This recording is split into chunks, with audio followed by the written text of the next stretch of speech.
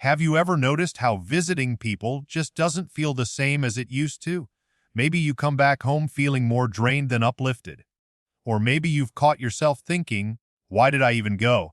But then shrug it off, not wanting to seem rude or distant. If you're between 65 and 80, I want you to listen closely.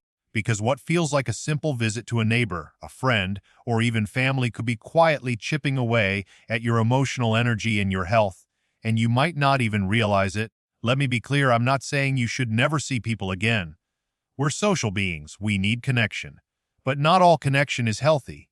And at this stage of life, when your time and energy are more precious than ever, you need to be more mindful of who you're giving them to, and how those interactions make you feel afterward.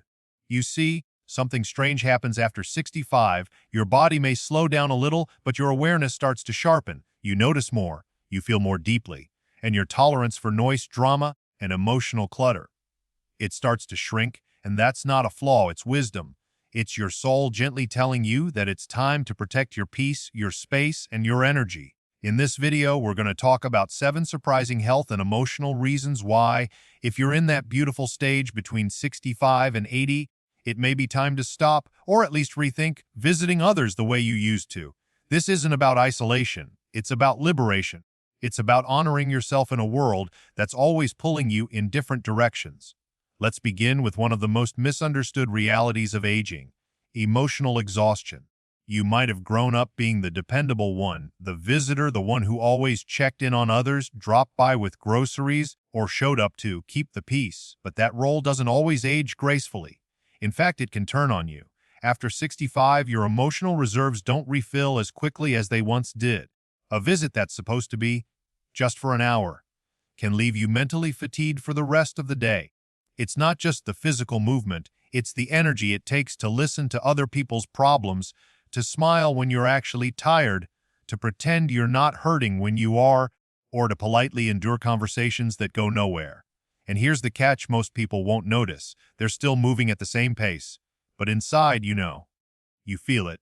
You go home and sit down not just tired, but emotionally wrung out. Your sleep is lighter. Your shoulders are tighter. That quiet joy you had in the morning is now clouded by mental fog. If this sounds familiar, it's not in your head. Science backs it up. Emotional stress, even the subtle kind, increases cortisol, the stress hormone. Over time, it raises your blood pressure, weakens your immune system, and worsens conditions like arthritis, heart disease, and memory loss. So yes, a simple visit can carry hidden costs. Now, let's talk about the pressure to perform. Visiting someone especially regularly often comes with unspoken expectations. Maybe you feel the need to bring something, a cake, a gift, a smile, something that says, I'm still useful, still generous. But why? Where did we get the idea that we have to earn our place in someone's life through effort? By this age, your presence should be enough. Your wisdom, your story, your time, that's more valuable than anything you could ever carry in your hands. But if you walk into a home where you constantly feel judged, where someone notices what you're wearing, questions your health choices, or makes you feel guilty for not visiting sooner, that's not connection. That's a performance. And it's draining you. The truth is, not everyone deserves access to your time. You've spent decades showing up, working hard, making others feel safe and loved. Isn't it time someone made you feel that way too? And what about exposure to negativity? This one's sneaky. You might visit someone out of routine or obligation and walk into a room filled with complaints, gossip, or bitterness. You sit there politely nodding while someone goes on about politics, illnesses, or how everything is going downhill. You leave feeling heavier than when you arrived. Negativity is contagious. It seeps into your spirit, and after 65, your emotional filter becomes more sensitive, not less. Your body may not react the same way, but your heart does. If you're visiting people who always seem to pull the joy out of the air, it's time to ask yourself, why am I still going? You have a right to protect your mood, your energy, your outlook. You've worked too hard to get to this chapter in your life. You deserve peace, not emotional pollution. And no, you don't owe anyone an explanation. A simple, I'm taking more time for myself lately, is enough. You might be thinking, but they'll feel hurt if I stop going. Maybe, but here's the hard truth. Your health cannot be sacrificed to protect someone else's comfort. You matter too, more than you know, and it's not selfish to choose rest over routine, peace over pressure, solitude over stress. Your mind and body are in constant conversation. When you start paying attention to what drains you versus what fills you, you'll start to notice just how much of your energy has been spent on autopilot, saying yes when you wanted to say no, showing up when you needed to stay home, keeping the peace when what you really needed was silence. Now imagine if you reclaimed just a little of that, not all of it, just a little. Imagine the clarity, the relief, the lightness. And that brings us to another hidden reason visiting others can be harmful in this stage of life: the disruption of your personal rhythm.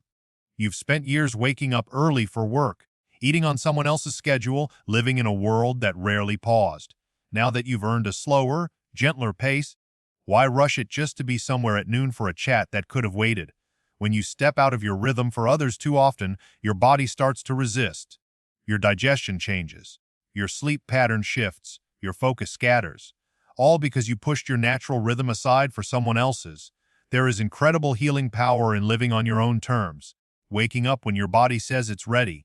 Eating when you're truly hungry. Sitting in the sun just because it feels good, not because someone needs a ride or a favor. This isn't laziness. This is medicine for the soul. So if you've been feeling off lately, tired, anxious, resentful, and can't quite put your finger on why, start here. Look at where you're going, who you're seeing, and how you feel after each visit. Your body is always telling you something. It's time to start listening. Sometimes it's not just about where you're going. It's about what you're missing by going. Think about it when you step out of your home to visit someone, especially when you're doing it out of habit or obligation, you're also stepping away from your own sacred space. And that space isn't just your house. It's your peace, your hobbies, your quiet morning cup of tea, your soft chair by the window where the light hits just right. It's the freedom to do nothing at all. And in this season of life, that freedom is golden. Too many people over 65 feel guilty for not being busy. There's this voice, maybe it's from our younger years or maybe it's society, that whispers, you should be doing something useful. Go visit someone. Don't just sit there. But here's the truth: rest is useful. Stillness is powerful.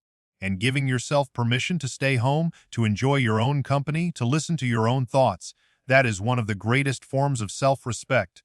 When you say yes to everyone else, without checking in with yourself first, you're saying no to that stillness, no to peace, no to the beautiful, restorative energy that only comes when you are alone with your thoughts, your memories, your music, or even just the soft hum of your home. And this leads us to something even deeper: the loss of self-awareness. When we constantly visit others, especially those who dominate the conversation or expect us to take on a familiar role, like the helper, the listener, the caretaker, we start to forget who we are outside of those roles. And this isn't just emotional, it's cognitive. Studies show that regular time spent in solitude, especially quiet solitude, improves memory, focus, and mental clarity in older adults. You begin to remember what you enjoy, what you believe, what you want, free from the noise of what everyone else wants from you. And at this point in life, that self-clarity is more than just comforting. It's necessary. It protects your mental health. It strengthens your decision-making. And most importantly, it puts you back at the center of your life. Now, some might say, but if I stop visiting, won't I be lonely? That's a fair question. But there's a difference between being alone and being lonely. When you choose solitude, when you create space for yourself and fill it with things you love, books, music, plants, pets, prayer, painting, or just gentle silence, you're not lonely. You're whole. Loneliness happens when we feel disconnected, even in a room full of people. But when you connect with yourself, really connect, the need to constantly be around others fades. You no longer need visits to validate your worth. You don't need to keep busy to feel alive. You become your own source of peace. That said, not all visits are draining. But here's where it gets tricky. The body sometimes speaks before the mind catches up. You might find yourself yawning more, needing longer naps, or even getting headaches after visiting certain people. These aren't just signs of aging. These are signs of overexertion. Your body telling you that something is off. Maybe it's the emotional weight of the conversation. Maybe it's the noise, the clutter, or the subtle tension in the room. Whatever it is, your body knows. And the older you get, the more honest your body becomes. It doesn't hide stress the way it used to. It lays it right out in the open, through tension, fatigue, digestive issues, or just that deep, unshakable tiredness that no nap seems to fix. Ignoring those signals doesn't make you strong. Listening to them does. And here's another thing that often goes unspoken. Not everyone is growing with you. You may have friends or family you've known for years, but they're still caught up in old patterns. Gossip, complaining, rehashing the same stories that drain your spirit. Maybe they talk over you. Maybe they barely ask how you're doing. Maybe you leave feeling invisible or worse, used. That's not connection. That's a transaction. And I say this with love, it's okay to outgrow people. It doesn't mean you're better than them. It just means you're on a different journey now. A quieter, wiser, more intentional one. You've earned the right to protect your peace. You've earned the right to choose who gets your time and who doesn't. This can feel hard at first. Guilt might creep in. Old habits might tug at you. But with every choice you make to stay home when your body says rest, or to say no when your heart says not today, you are teaching yourself something profound. I matter too. You've spent a lifetime showing up for others. Now it's time to show up for yourself. And this isn't about becoming a recluse. It's about becoming selective. It's about knowing that not every invitation is an obligation. Not every knock on the door needs to be answered. Not every old friend still deserves front row seats in your life. You are not here to carry everyone else's stories anymore. You are here to live your own. So the next time you feel that familiar pull to get dressed, go out and make the rounds. I invite you to pause, to breathe, to ask yourself, not what they expect of you, but what you need. Maybe it's silence. Maybe it's music. Maybe it's simply nothing at all. That's okay.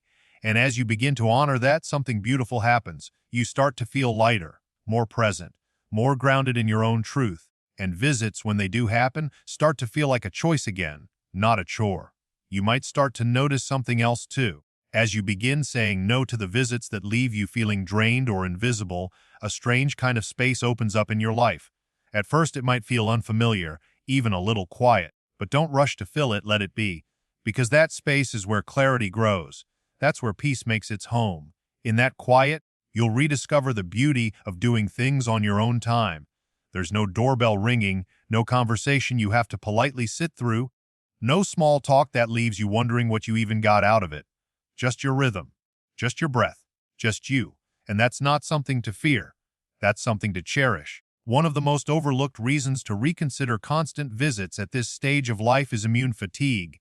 As we age, our immune systems become more delicate, more responsive to even mild stress, and every interaction outside your home, especially in environments with lots of people, exposes you to germs, allergens, and stressors that your body may no longer fight off as quickly.